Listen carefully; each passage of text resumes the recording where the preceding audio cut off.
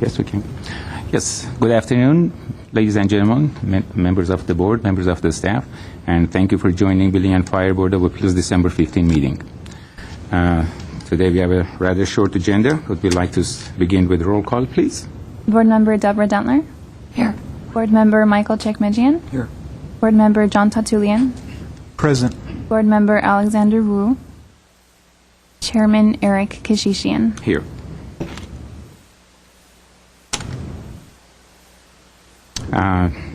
The item number 2 on the agenda, presentation and accommodations. Today None. we have none. Okay, Right. thank you. Next item on the agenda, oral communications. Today we have none. Today we have none. Thank you. Next item, approval of the minutes of previous meeting. We have a motion to approve the minutes of the previous meeting, please. Chairman Kishishian, members of the board, in your packet you should have received a copy of the previous board minutes. As usual, Celeste did a very nice job on it. I did review it.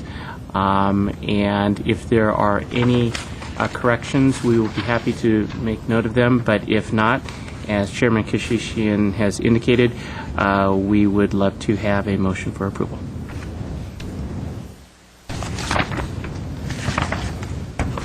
I would like to entertain a motion to accept the minutes as presented of the October 20, 2010 meeting. Okay. A correction? Fire Marshal Halpert saw, I'll liken it to a typo. It's actually an administrative change. Staff members present, it reflects Vaskin Demergian, and the minutes reflect his title as Emergency Manager Coordinator. It's actually Environmental Management Coordinator. And so if we can make note of that correction to Environmental Management Coordinator. But aside from that, we have a motion. Was there a second? I'll second it with that minor correction. Thank you. We have the roll call. Roll call, please. Board Member Deborah Dentler. Yes. Board Member Michael Chekmejian. Yes. Board Member John Tatulian. Yes. Board Member Alexander Wu. Chairman Eric Kishishian. Yes.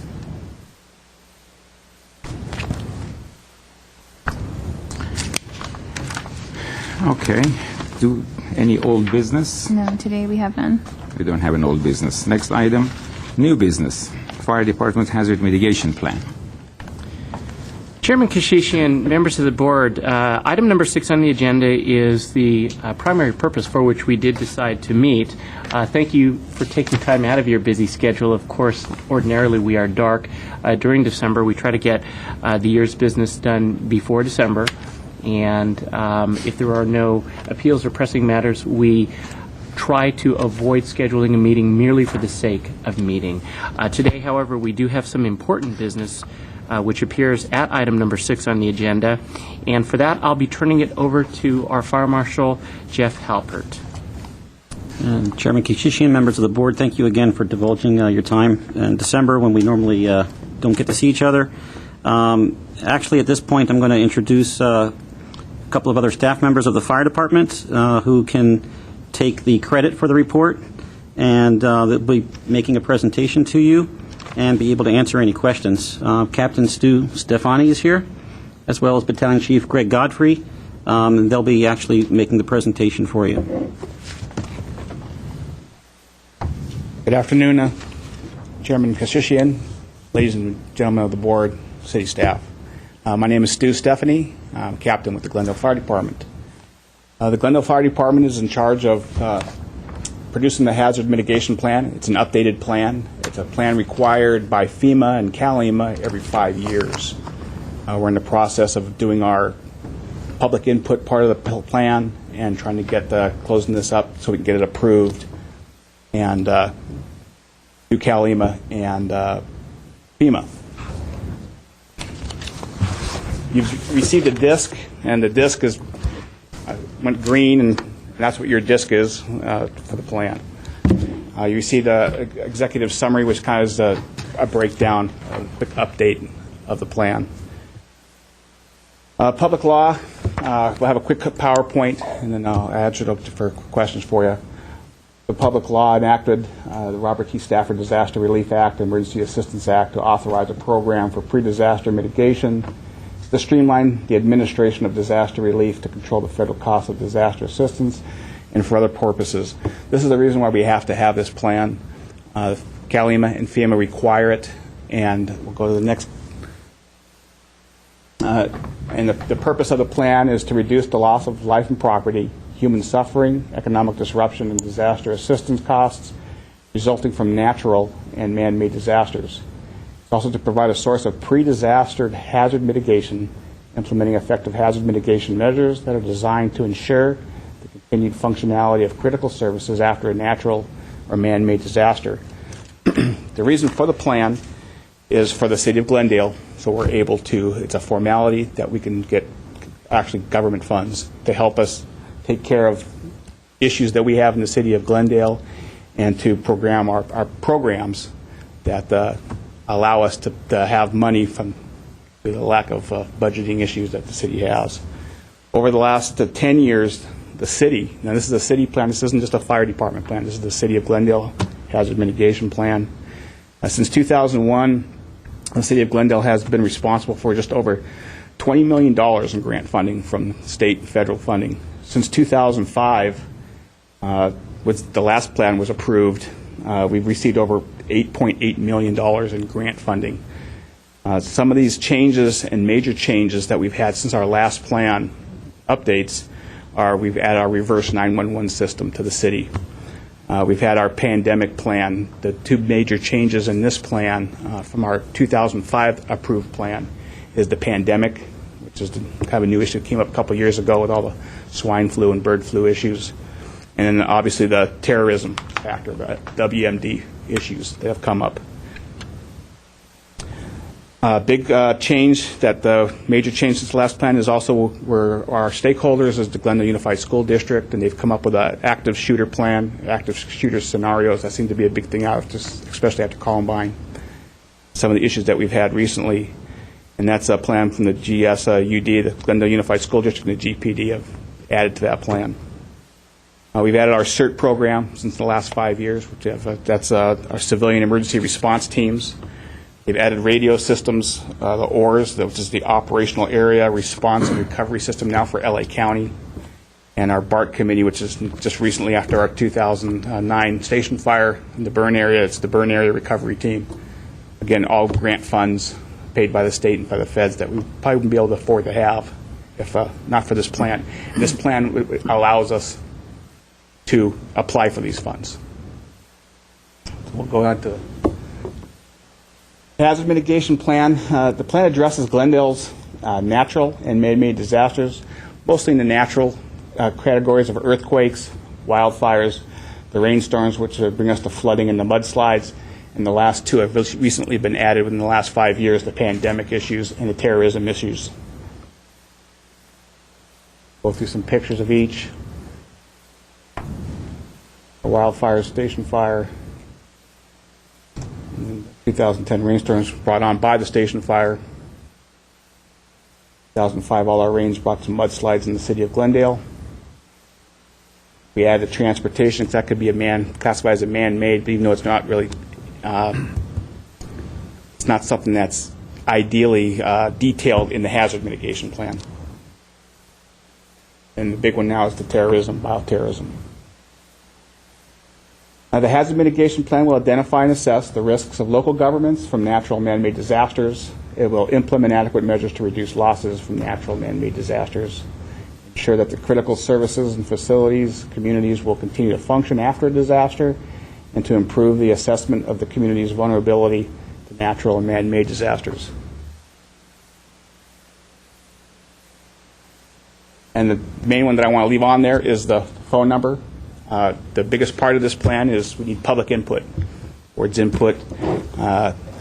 This is a community effort. It's the city of Glendale has 11 divisions. We've all had people that are involved in this plan. The city of Glendale has stakeholders that we've been dealing with. We've gotten all their input, and the big part and part of this presentation today is for public input.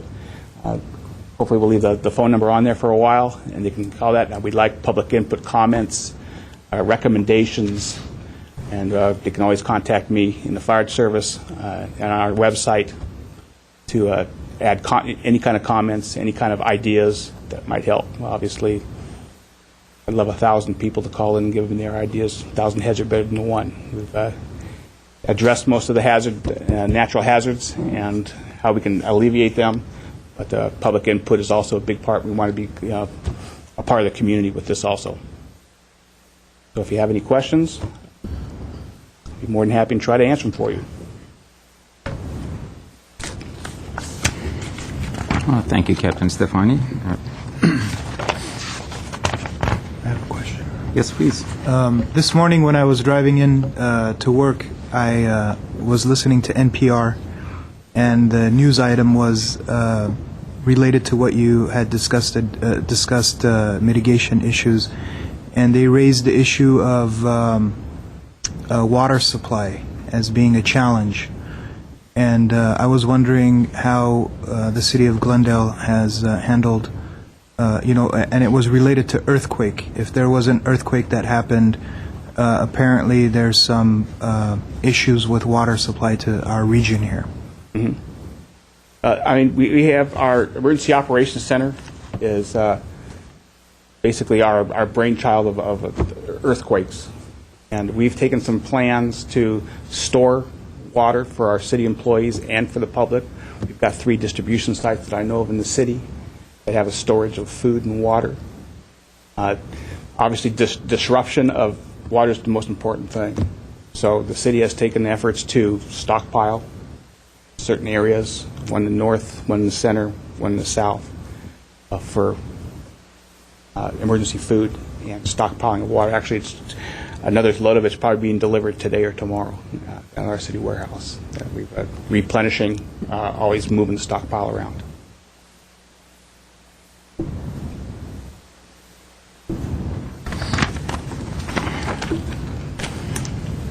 Who do you reach when you dial the number? You'll reach the secretary, that they'll take their information, and I'm hoping that they'll call and they'll leave a comment if with her. Amanda Vila is our main secretary has been my right hand in getting information through all of the city units, and that number will reach her, and she's there Monday through Friday, 8 to 5, and she can take comments, and then if there's any kind of questions, they'll come to me, and I can get back to them.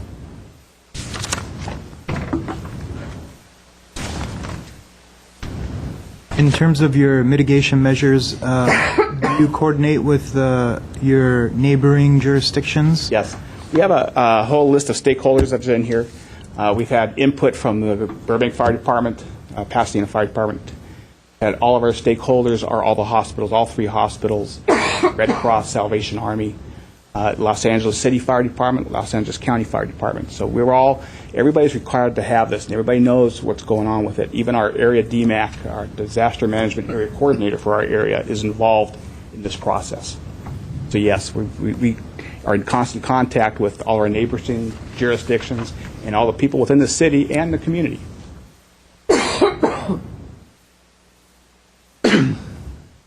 So I guess I have a question now. This mitigation plan that's put together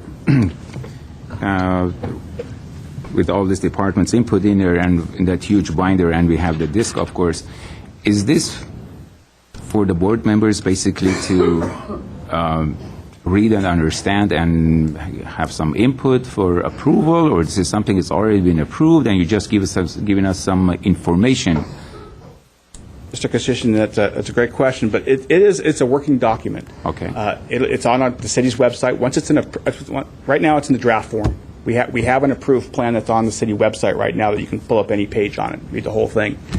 We're up. This is an update. This is a 5-year requirement update that's due, and so we are getting our public input part of it right now. It's a working document. Just since this has been given to you, I've got 4 major updates that we've had, different information and stuff that's been our stakeholders bring to us.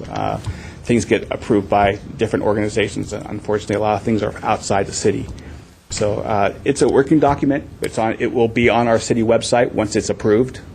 We're going to and that'd be approved by CalEMA and FEMA. Once our city council adopts it, we'll send it to CalEMA and FEMA for approval. They'll either say yes or no, or yes, it's approved, or no, we need to update these areas, and we'll get back to them with those areas. I see. So just for curiosity and just for benefit of our viewers and also the board members and myself, now let's see, I'd like to know, let's say if there's an earthquake, how does this plan help us? And what is, if you can just elaborate on that a little bit, give us some information. Well, there's two different plans that the city has. The city has the hazard mitigation plan. This is kind of what we want to think about in what might happen. Okay. We have our emergency operation plan. Okay. That's about this thick, and it's just for the fire department. Every division has one. Police has one, and this is a compilation of a lot of those plans condensed. The emergency operation plans are nuts and bolts of what we're going to actually do during the earthquake. The fire department is going to do A, B, C, D, E, F, G. The police department is going to do all these things. The hazard mitigation plan is kind of the general overview of all these natural. Yes, we understand we're in earthquake country. I've got lots of maps, geological maps showing where the fault lines are, and we better get ready for the big one. Attitude towards it. And this is a general plan, an overview of what the city's going to do.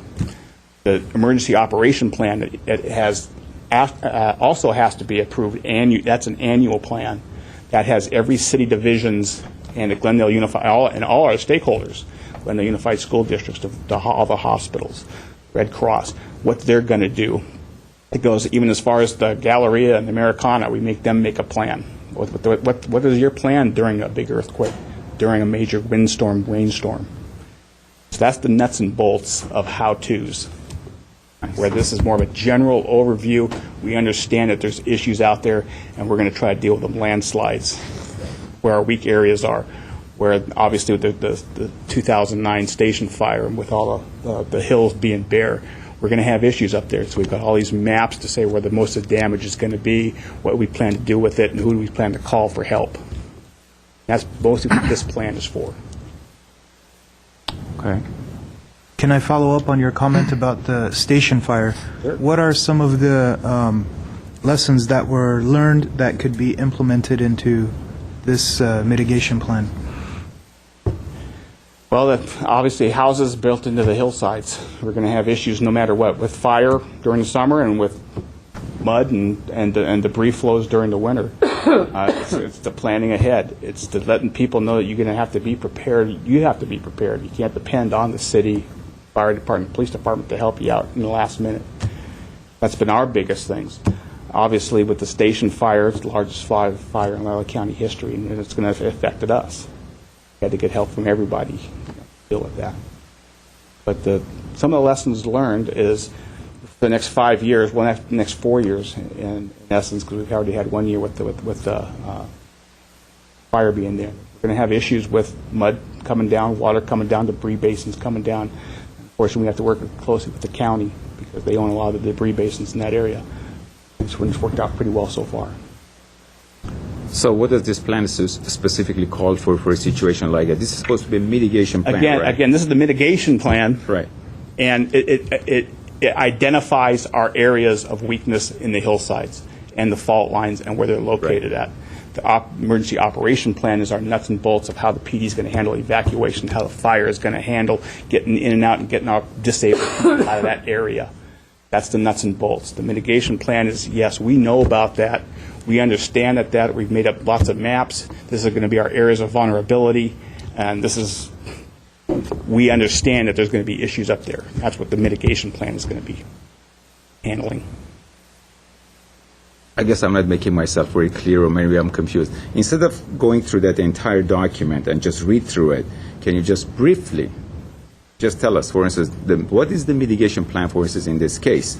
We're trying to mitigate fires. Okay, obviously, we don't want to wait for the fire to occur first. We want to prevent it. So what is the mitigation plan? Clean up the brush every day? I mean, what is it? What is it that we need to do? Just briefly. There's obviously the education part of it, which is it's not really in the mitigation plan. Again, that's the nuts and bolts of our Fire Prevention Bureau to go out and have our VMP program. We're going to have our VMP program, and this is how we're going to take care of it. This is how we're going to do our brush clearance. This is how we're going to do our brush inspections. Again, the nuts and bolts.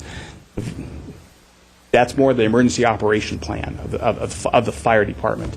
And every division has an emergency operation plan. Public Works, how they're going to set up K-rails, or where they're going to set up K-rails, how they're going to try to divert the floods, the water in that area, up in that area. That goes to the emergency operation plan more than the hazard mitigation plan, which is the overall. We understand we've got issues up there. These are the areas of vulnerability. So I guess this plan applies both to private properties and public properties then, right? In general, yes. I mean, it shows us areas. Areas. It's mostly for the city to understand.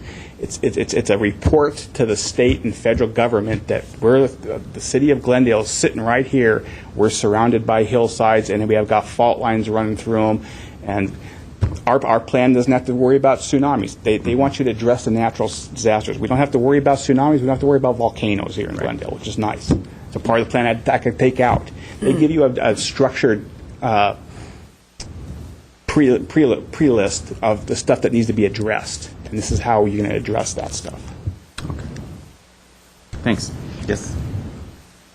Is this mitigation plan? I'm a little confused myself, and I'm not quite sure what the mitigation plan is. If I were a Glendale resident at home watching this on television, and I'm hearing about this hazard mitigation plan, is this something that I should think I need to take a look at? Are there certain things within that plan that might be valuable to me as a resident that, let's say I do live up in the hillside area and I experience some of those issues that you talked about, mudslides and so forth?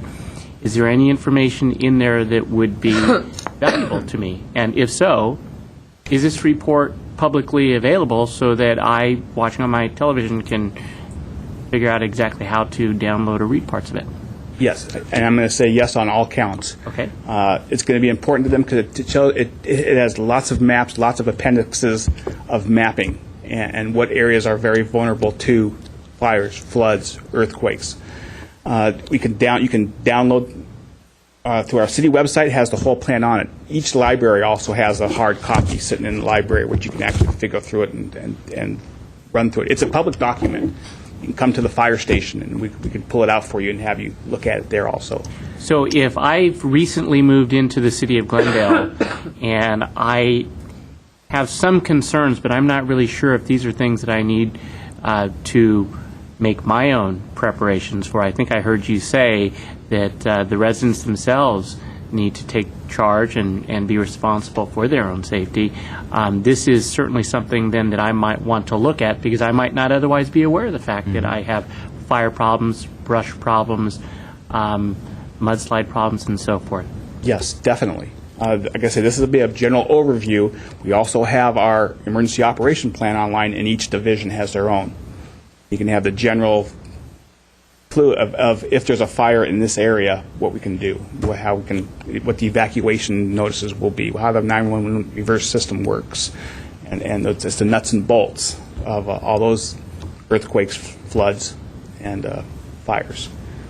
This will give them a general view. They can see where their houses are. Look at some of the maps. You can see where fault lines are. You can see where the vulnerability in landslides, if it's I'm in a zone of loose soil, or and it has even the complex of the city, of demographics, and goes to the point of demographics in the city.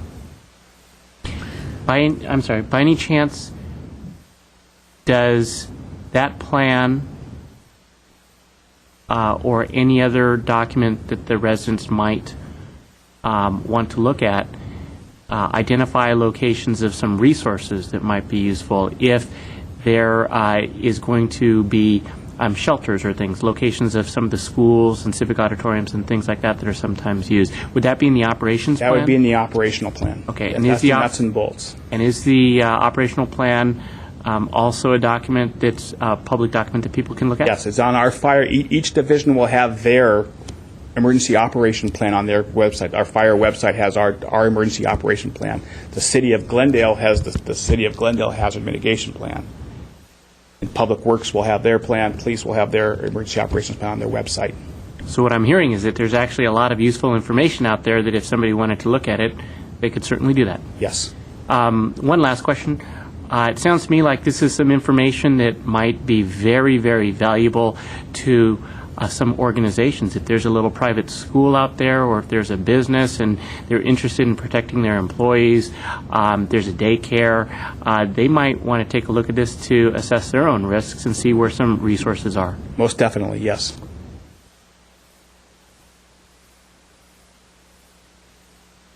Other questions from board members?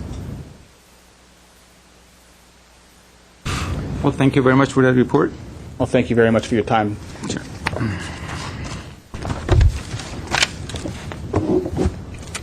At this point, to close out this item, I think it would be appropriate if you would, Chairman Kishishian, entertain a motion to note and file the report. Okay, may I have a motion to file the report? To note and file? Note and file the report? Do I make the motion, or can I have a Well, motion? you can't make the motion. Any other member can make the motion. Okay. So we Make a should. motion to note and file the report. Thank you. Yes, second. Thank you. And a roll call, please. Board Member Deborah Dentler. Yes. Board Member Michael Chickmijian. Yes. Board Member John Tatulian. Yes. Board Member Alexander Wu. Chairman Eric Kishishian. Yes.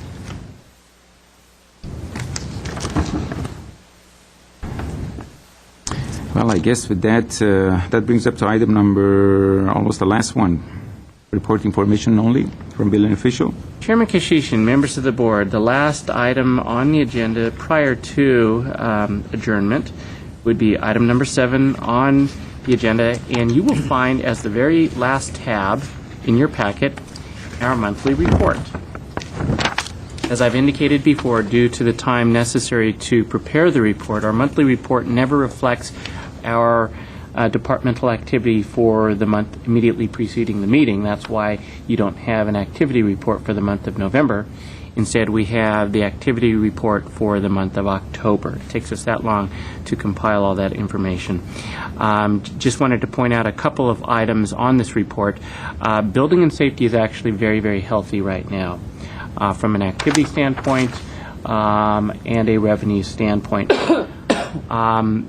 And the reason for that is actually something that some of us were discussing prior to the meeting, and it is that while the economy is still not fully recovered, and some developers that might be seeking some sources of funding for their projects are having some trouble, for those that are able to move forward with their projects, now is actually a very desirable time to do it, because there is an abundance of labor.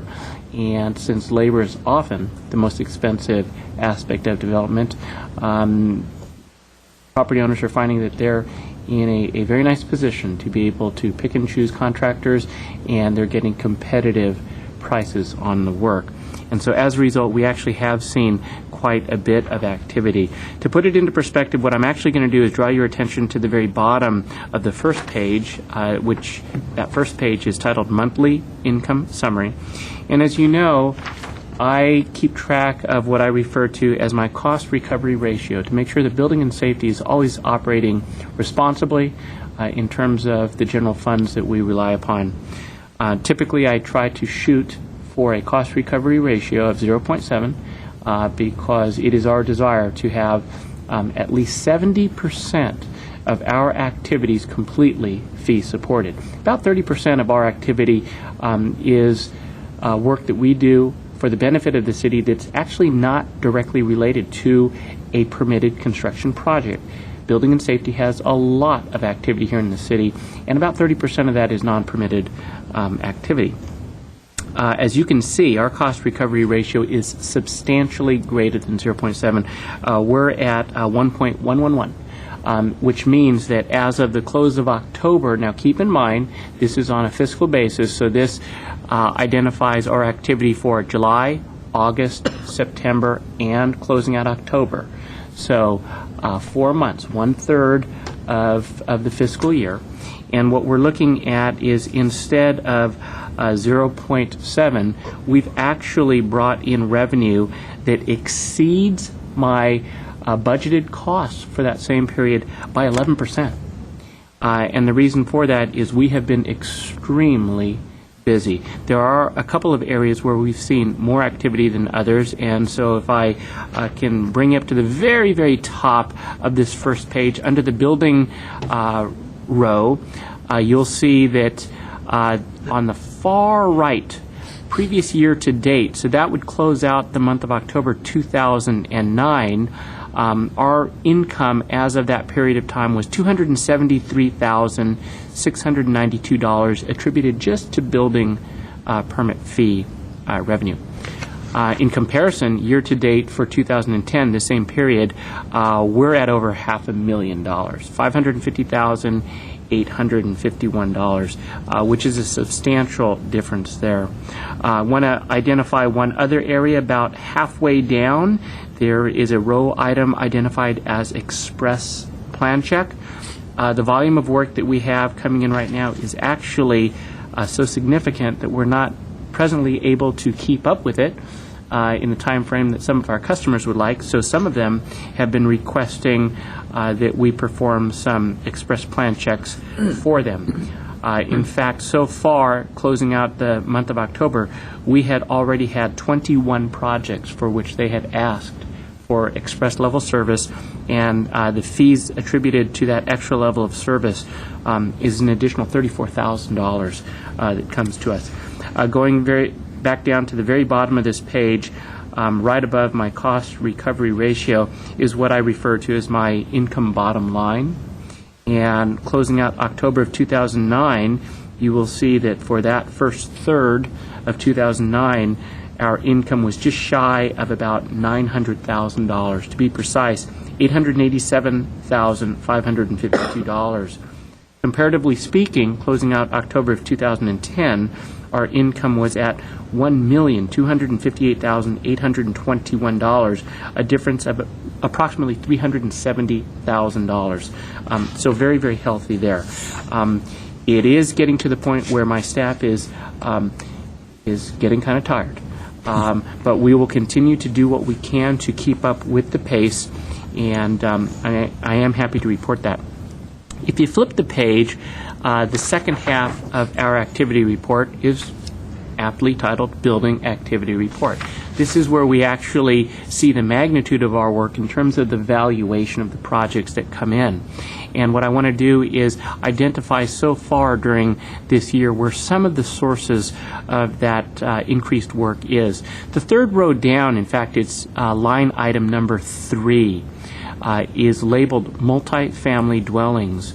And you'll see that year to date, we have approximately $10.6 million in multifamily dwelling construction, whereas during the previous year to date, we had none.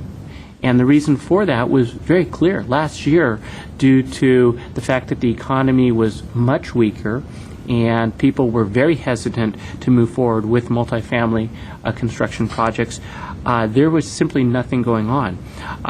So far, closing out October of 2010, we've had 2 projects. Turns out that it has actually added 64 dwelling units to our available housing stock here in the city of Glendale, and the project valuation for those 2, as I just mentioned, was just over $10.6 million. The other area that I would like to bring to your attention is actually on line item number 14. It's labeled as Other Structures. I alluded to this last time. And we have had 2 projects this year with a total valuation just shy of $21 million. And what those 2 projects were is they were associated with the Disney project, and they fall into the other category because they were parking structures. And we don't have a dedicated category for parking structures. But Disney has a lot of development going on, and $21 million worth of development is attributed to that. Basically, what does that do for us?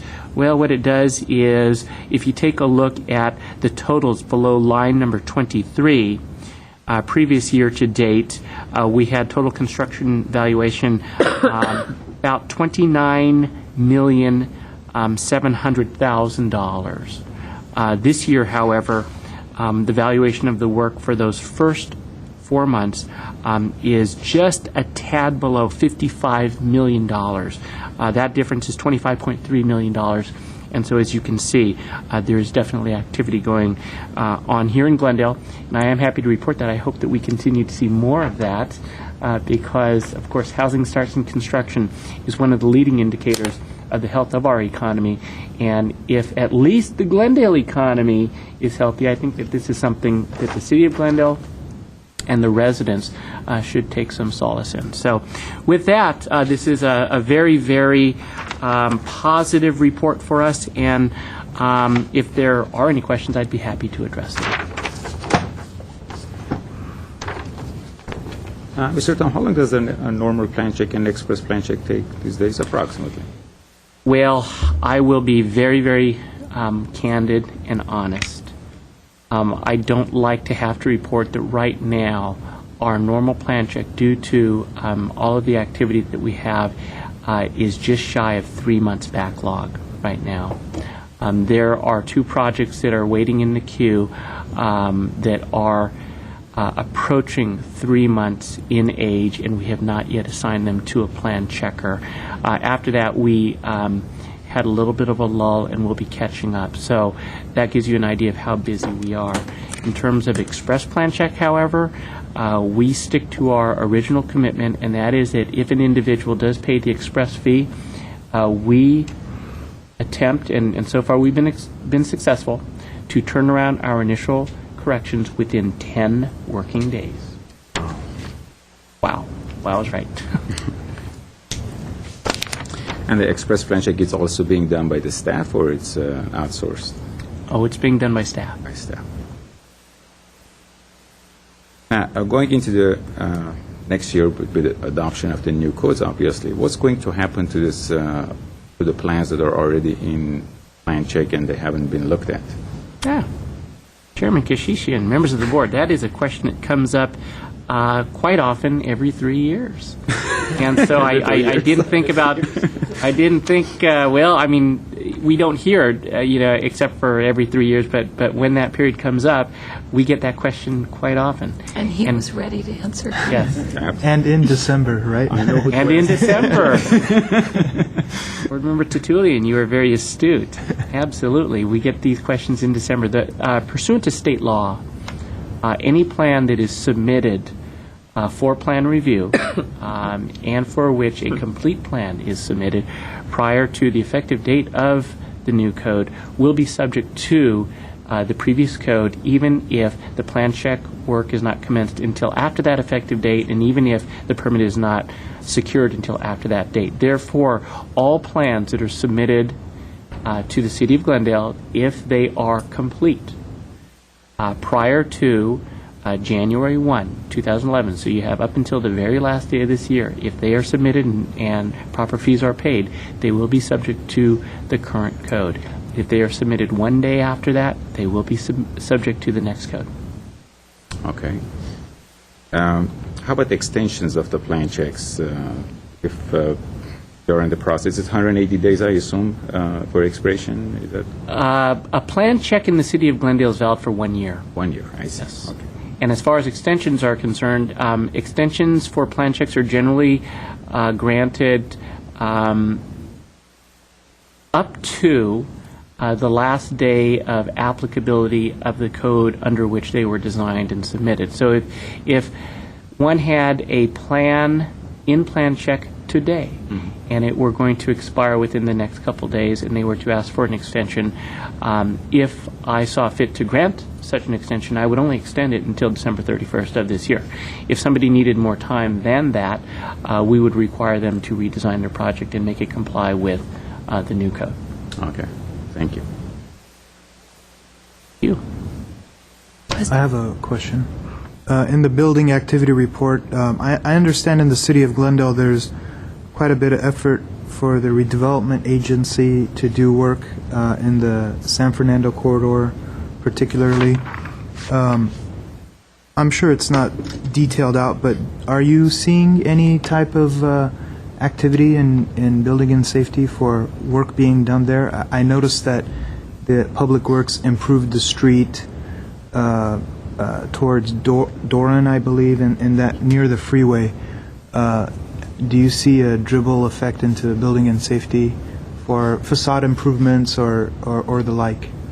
That's a good question. I would say that there's a constant, it may not be heavy, but a constant flow of work from all of the different redevelopment areas. The city prioritizes projects as it sees fit and utilizes the available funding that is there for those projects. And to the extent that they can schedule those different improvement projects so that they don't overwhelm their own departments and ours, they do a pretty fair job. But within the San Fernando corridor specifically, there have been some projects that we've seen, some housing projects, in fact, in that area. And I don't see that slowing down any. The San Fernando corridor is a critical and very important and strategic area for us, and I think that the Development Services section is going to continue to pay attention to that. Thank you. I'll just add to that. In addition to that, the redevelopment agency has an initiative called the San Fernando Creative Corridor. They're trying to attract creative types of industries into the area, and they've asked our departments to assist in attracting those industries to try to somehow expedite or identify early on any code-related issues they may have, so that when they do come to the code process, to the plan check process, that they would be aware of any issues so they can deal with them early on. So we've actually had one so far on-site site visit to a project with a prospective client, and so we're trying to assist them in that measure, in that way. Yes, please. To what do you attribute the very dramatic increase in the express plan check fee income? Am I assuming correctly that that's because or is it reflective of the stress on staff and the backlog of regular permit fees? So it's driving people to pay the extra for the express? Board Member Dentler, members of the board, I would say that the most likely reason is that folks that have projects in right now, we're looking at a couple of different things. Number one, in some regards, they wanted to have their projects reviewed and possibly get to the point where they're ready to be approved so that they could start certain aspects of their project before the onset of the rainy season, and therefore they felt that the additional cost to have it done in 10 working days was worth it. And I've actually heard that most of the people that participate in that program wish that we made it available all the time. It turns out that we don't. When we are severely short-staffed, people do ask if they can pursue express plan check services, and we've regrettably had to say no, and they just have to follow the normal scheduling. In some other instances, a desire to get the project reviewed and approved and, of course, permitted then a little bit faster is worth the extra expense to the applicant, recognizing that now is an ideal time to build because labor is cheap and labor is available. So if there are some individuals that are weighing their options and don't want to miss an opportunity, in some cases they're evaluating, okay, how much extra will it cost in order for me to get express level service, and if I pay X number of dollars and I can get this project done a month, maybe 2 months earlier, the savings involved there, or the expediency by which they'll be able to enjoy their improved property is clearly worth it to them. I would say that in some instances, although probably not as much, it might be, to use your term, driven by the fact that the backlog is high and they may not want to wait as long as they have to if they're waiting in line. I would say that in virtually every case, however, the applicants, they really are weighing the economics. Is it worth it to pay the extra fee for that level of service, or should I just patiently wait my turn? And they do call us and they ask us, how much quicker would it be? And we actually get some people asking us, to calculate what the fee would be to upgrade, and I can tell that the gears are turning in their own head to make that decision. And I would say that in general, the people that feel that it's worthwhile, they're the ones that are pursuing it. So upgrading in the middle of the wait is a possibility? It's available? Yes, it is. I hope that I don't get a what a huge chore for influx. staff. But the answer to that is yes. If I'll talk to you later. Yeah, I understand.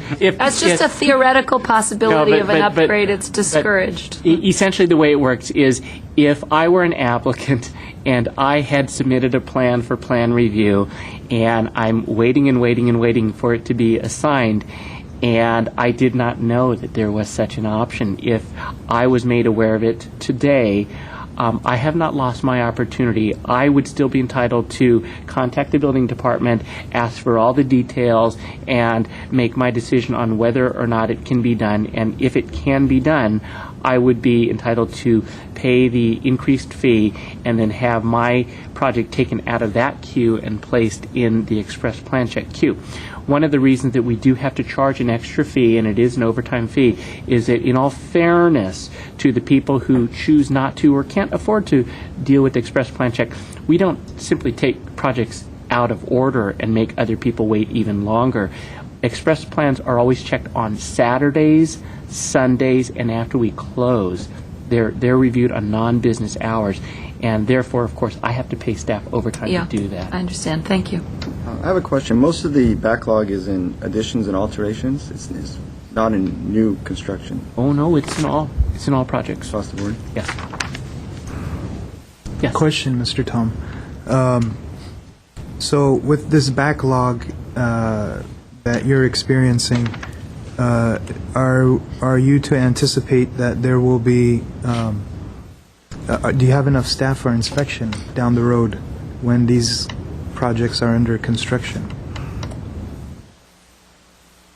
Board Member Tertullian, I would always love to have more staff to get the work done.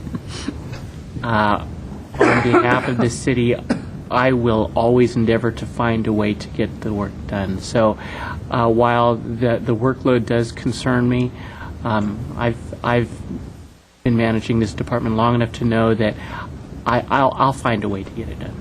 The inspections, the field inspections? Yes, I understand. Okay. Great. Thank you.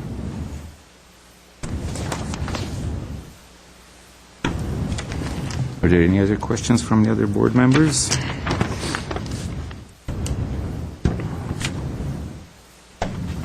I'm sorry, Mr. Stumble, one last question about this express plan check. So when an applicant or customer pays the express plan check fee, is the express plan check only, is it only the building portion that's being expedited, or is the complete review of the zoning and fire and other departments and agencies involved? When an individual pays express plan check, before we agree to do it, we check with every single department to see if they're able to accommodate it, because that express fee entitles them to express service in zoning review, fire prevention review, public works engineering review. They get an expedited service. Okay. That's pretty good. Thanks. And what is is it a percentage? What it is in addition to the normal fee that they would have to pay for normal level service, they pay a surcharge of 150% of the plan check fee on top of that. Okay.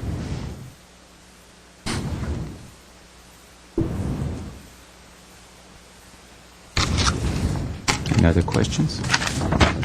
Well, I guess if there are no other questions, we can proceed with the next item, which is adjournment. We'll move to adjourn. Okay. Is there a second? I'd second that motion. Thank you. So the meeting is so adjourned. Oh, let's And take the roll thank you. call. Oh. Board Member Deborah Dentler. Yes. Board Member Michael Chekmejian. Yes. Board Member John Tatulian. Yes. Board Member Alexander Wu. Chairman Eric Kishishian. Yes. Thank you very much.